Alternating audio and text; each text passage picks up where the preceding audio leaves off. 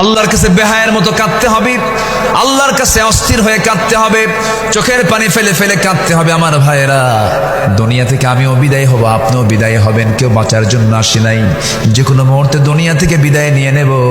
মৃত্যু কিন্তু সহজ কোনো বিষয় নয়। ইদ্রিস আলাইহিস সালাম একদিন বলছেন, আল্লাহ, মৃত্যুর যন্ত্রণা কেমন আমাকে একটু দেখায় দাও তো, আমি একটু দেখতে চাই।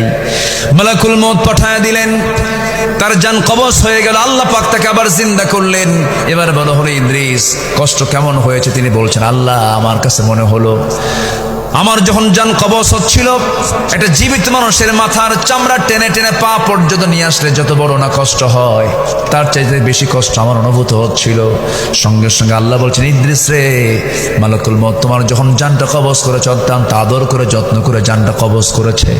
আদর যত্নের জান কবজের তীব্রতা, কষ্ট যদি এমনটা হতে হয়, এমনটা কষ্ট হয়, সবার সামনে মৃত্যুর মুখে মুখে আসে না নাই বলেন?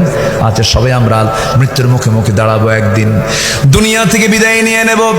দাদা চলে গেছে, দাদি চলে গেছে, নানা চলে গেছে, নানি চলে গেছে। কত স্মৃতি দাদার সঙ্গে একসঙ্গে থেকেছি।